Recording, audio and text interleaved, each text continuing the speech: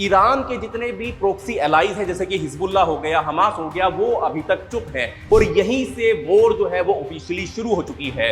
अगर इजराइल इसमें कामयाब हो गया है तो ये ईरान के लिए काफी ज्यादा एम्बैरेसिंग सिचुएशन हो सकती है। इजराइल की आर्मी ने भी कहा है कि ये सिर्फ फर्स्ट स्टेज था। हो सकता है कि इजराइल जानबूझकर IRGC के कमांडर्स को इसीलिए एलिमिनेट कर रहा है ताकि। नमस्कार साथियों, स्वागत है आपका हमारे YouTube चैनल पर। तो दोस्तों, ईरान और इजराइल के बीच में चल रही कोल्ड वॉर अब गर्म हो चुकी है। 13 जून की सुबह सुबह इजराइल ने ईरान पर जो अटैक किया, उस अटैक के चलते सारा का सारा सिनेरियो, सारी की सारी गेम जो है वो बदल चुकी है।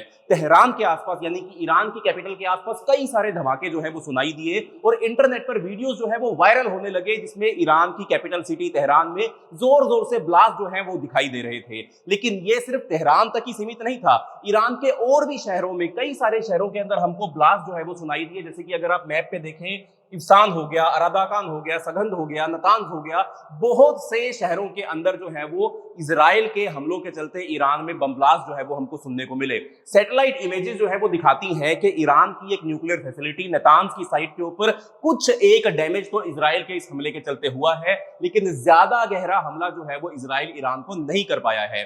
लेकिन चाहे डैमेज सुपरफिशियल हो या मेजर हो, पहले 24 घंटे ईरान के लिए डिजास्टर बन गए थे। इजराइल के जो फाइटर जेट्स हैं वो बिना किसी रोक टोक के ईरान के ऊपर उड़ रहे थे और साथ में मोसाद के स्पेशल एजेंट्स भी फ्रीली ईरान के अंदर ड्रोन और मिसाइल से अटैक भी कर रहे थे।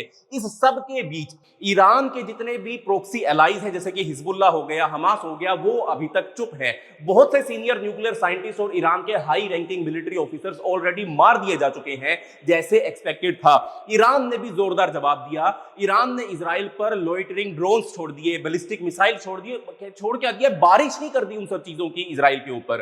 काफी मिसाइल हवा में ही इजराइल ने डिस्ट्रॉय कर दिए। लेकिन दोस्तों, कुछ मिसाइल्स ऐसी थी जो इजराइल के ऊपर ब्लास्ट भी करी, इजराइल तक वो पहुंच भी गई और इजराइल की सिटीज को उन्होंने डैमेज भी किया।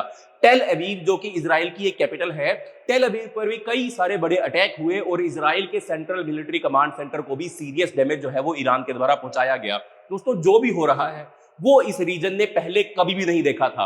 इतना हैवी फायर पावर यूज हुआ है कि हिजबुल्लाह और हमास के जो रॉकेट्स हैं वो भी छोटे लग रहे हैं। इसी बीच जो इजराइल के प्राइम मिनिस्टर है, जिनका नाम है प्राइम मिनिस्टर नेतन्याहू, उन्होंने इजरायली सिटीजन्स को वार्निंग दी है कि ये जंग जो है वो लंबी चल सकती है, आप इस जंग के लिए तैयार हो जाओ। और यहीं से वॉर जो है वो ऑफिशियली शुरू हो चुकी है।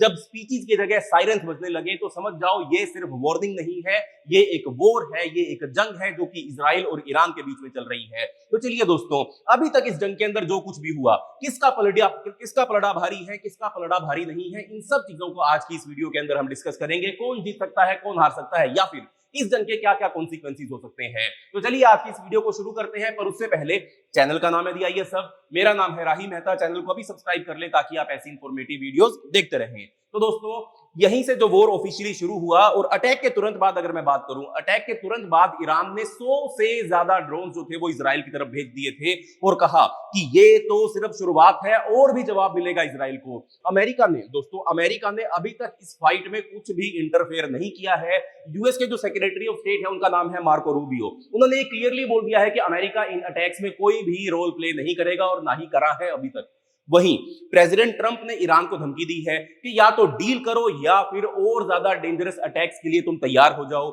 ये सब शायद एक गुड कोप और बैड कोप टाइप का निगोशिएशन ट्रिक हो सकता है, जहां इजराइल बैड कोप है और डोनाल्ड ट्रंप जो है वो गुड कोप बनने की कोशिश कर रहे हैं। दोस्तों, इसके साथ ही हर एक न्यूज चैनल के ऊपर आप जाकर देख लीजिए, आपको यही खबर दिखाई देगी, पर असलियत कोई भी नहीं आपको बताएगा। इसलिए ऐसी वीडियोस या फिर ऐसी न्यूज से जरूर बचना जो कि आपको मिस इंफॉर्मेशन देने का काम कर रही हो। तो दोस्तों, गवर्नमेंट कभी भी, जो इजराइल की गवर्नमेंट है, वो कभी भी सीधी जवाब तो करता नहीं है, सीधी बात तो करती नहीं है, हमेशा घुमा फिराकर तोड़ मोड़ कर जवाब देने का काम करता है।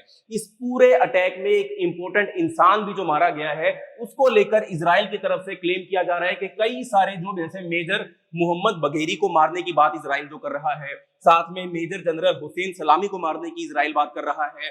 अभी तक ईरान ने तो इनकी ढंग से पुष्टि नहीं की है।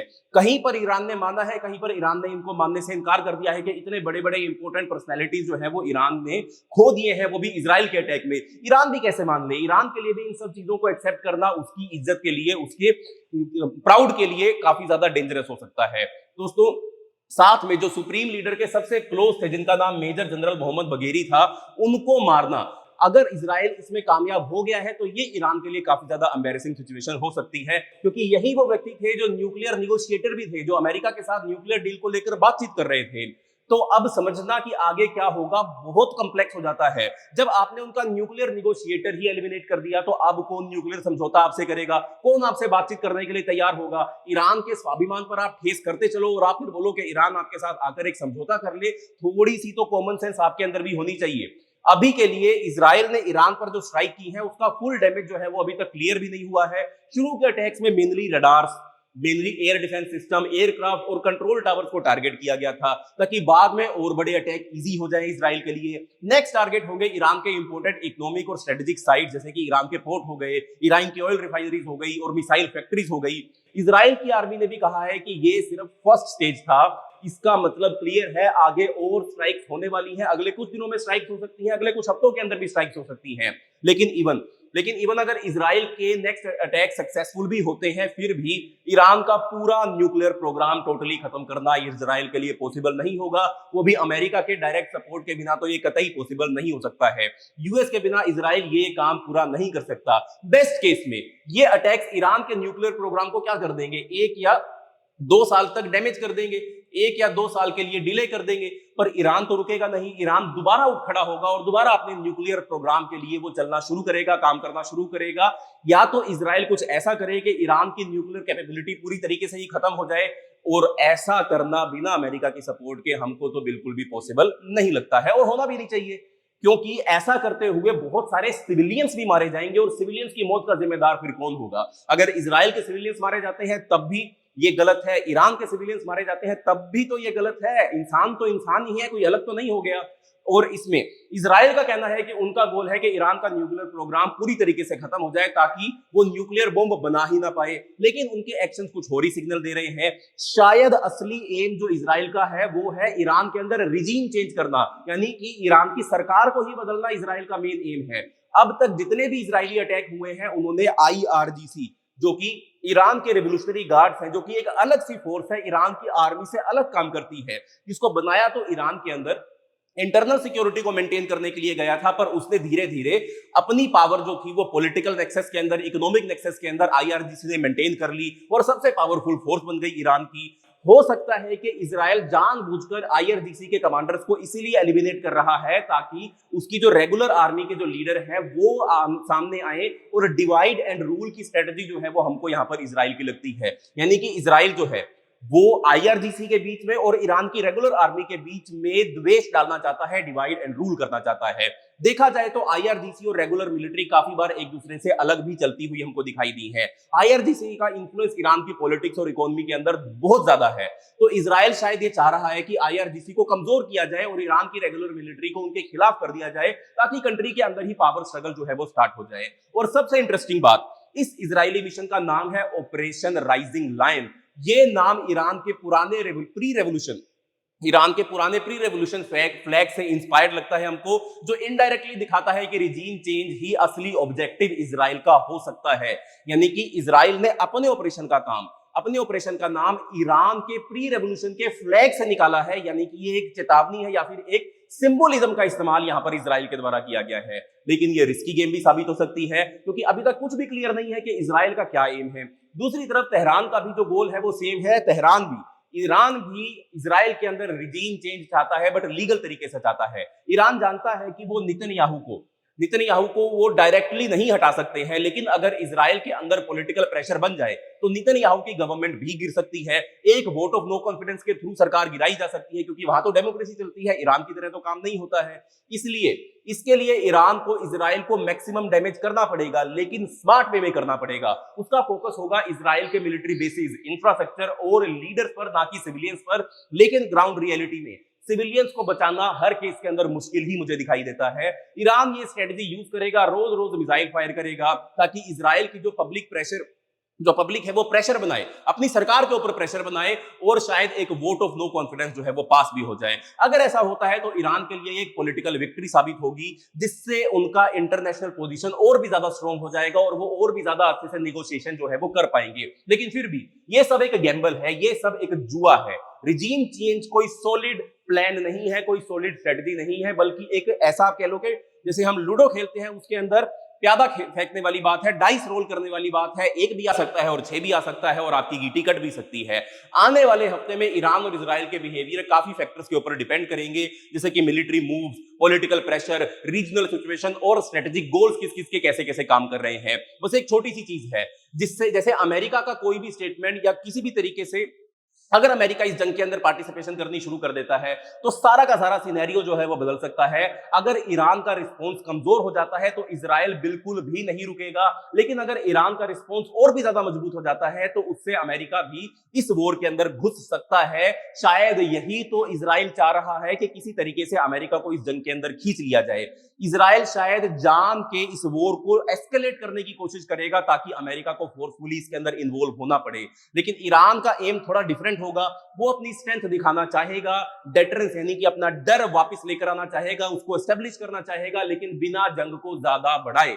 ईरान चाहेगा कि ऐसी स्ट्राइक्स हो जिससे दुनिया को लगे कि ईरान एक बहुत पावरफुल देश है, लेकिन साथ ही एक ऑफ रैंप भी रहना चाहिए, यानी कि अगर बाद में सिचुएशन थोड़ी कूल डाउन हो तो एग्जिट का ऑप्शन भी ईरान के पास जरूर हो। ऐसा ईरान ने पहले भी किया था, जब 2024 के अप्रैल महीने के अंदर ऑपरेशन ट्रू प्रॉमिस का पहला फेज ईरान ने चलाया था। तब ईरान ने इजराइल पर मैसिव ड्रोन और मिसाइल अटैक किए थे, लेकिन साथ ही कंफ्लिक्ट को वेस्ट एशिया में और बढ़ने ईरान ने नहीं दिया था।